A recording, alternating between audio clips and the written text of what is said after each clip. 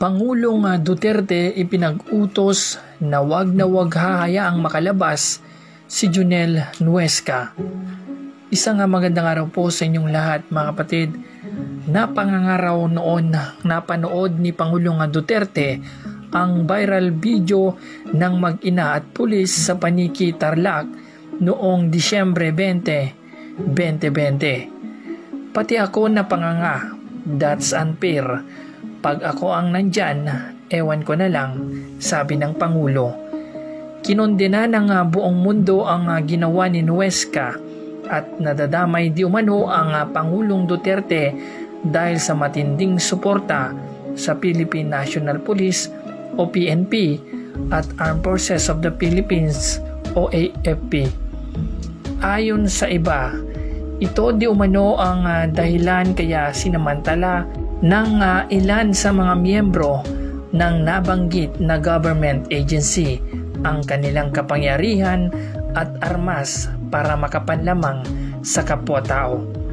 Pero sa kanyang talumpati patungkol sa isyong ito, ipinaalala ni Pangulong Duterte sa mga miyembro ng PNP na dapat naayon pa rin sa batas ang kanilang aksyon. Sabi nga niya, "Hoy, kayong mga pulis, mahal na mahal ko kayo kasi nagtratrabaho kayo. Do your duty, enforce the law. Your action must be in accordance in the law. Kapag hindi kayo sumunod sa batas at gumawa ng labag, ay hindi parte yan ng ating napagkasunduan na dapat ninyong gawin." Mahigpit na ipinag-utos ni Pangulong Duterte na wag hahayaang makalabas mula sa kulungan si Jonel Nuesca anuman ang mangyari dahil napakabigat di umano ang kasalanang nagawa niya at dapat lamang nitong pagdusahan.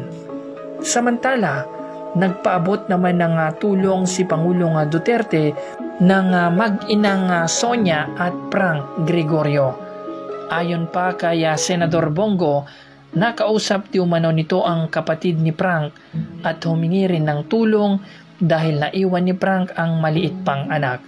Sinabi ni Senator Bongo na kahit anong tulong ibibigay ng Pangulo sa kanilang pamilya at nangakong mabibigyan ng hustisya ang pagkawala ng mag-ina. Ito po ang ating latest update mga kapatid. Huwag po sana natin kalimutang mag-like, mag-share at mag-subscribe.